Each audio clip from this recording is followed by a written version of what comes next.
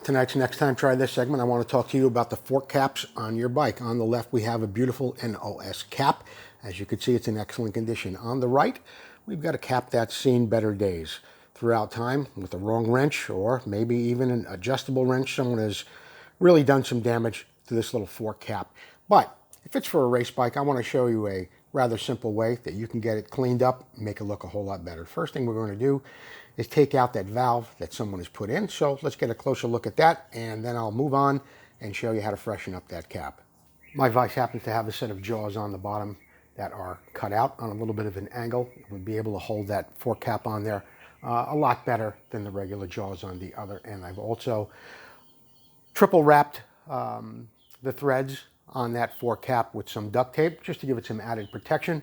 It's very, very important that when you're working on something like this, obviously you don't want to ruin the threads, but you need a good, secure way to hold the cap in some way so that you can actually file it, sand it, or do whatever you're going to have to do to make it look nice again. Now I've got 3 different files that I'll be using here. I don't know which one I'm going to be using first. Depends on how the aluminum reacts to the file that I'm going to be putting on it. This one happens to have a little bit of a large nick right here, so I think I am going to use the coarsest file, the bastard file, just to get that down a little bit. This cap is also, I guess you would call it convexed over the top. It is curved, so you do want to keep that in mind, that you don't want to make it flat. You want to try and keep the contour of it. And yes, I did take out that little Schrader valve that was on it originally. So let's take a couple of passes with this file and get this big gouge here down first and see how that goes.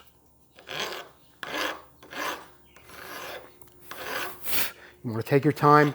You could always go back and take off a little more. You don't want to take off too much material at once.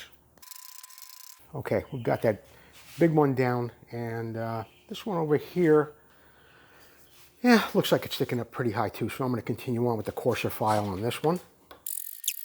Now, I've got those 2 higher spots down. I'm going to go down to the next finest file, and I'm going to continue on around. It is curved over the top. It is convexed, so we're going to try and keep that shape as much as we can. I think we've got the top looking pretty good with just the files. I'm also going to be using some 220 grit and 320 grit sandpaper. We're going to start off with the 220. And the same way when I sand gas tanks or anything else, I always try and keep the sandpaper in the palm of my hand. Or sometimes you need to use just your thumb, like in a situation like this. All right, we're looking pretty good with the top of that cap. Now, I'm going to change the angle of the camera, and we're going to be taking a look at some of the damage that's been done to the flat sides of the top of this cap, and I'll show you how to make those look a little bit better too. You're going to be careful when you file. You're only going to make it so nice. You don't want to take it down too far, just enough to kind of get it cleaned up. For this one, we're going to use our the fine file. So we're going to start by going across this flat section and try and stay away from the flange with this edge of the file.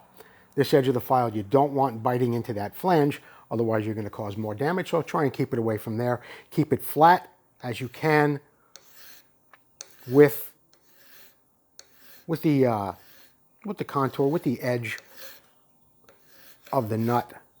Go one way nice and easy with your file. And it's making it look a little bit more respectable now. We're going to flip that cap over in the vise in just a second, and we'll get it going this way too. Now, it may not be perfect when you're done, but it'll be better, it'll look better, and at least you'll have somewhat of a square edge on where your socket will still be able to grab that cap properly. It's looking a lot better. Yeah, you do have a couple little nicks in there. I'm going to work on that with some sandpaper, get that flange cleaned up, and then we're going to polish it up.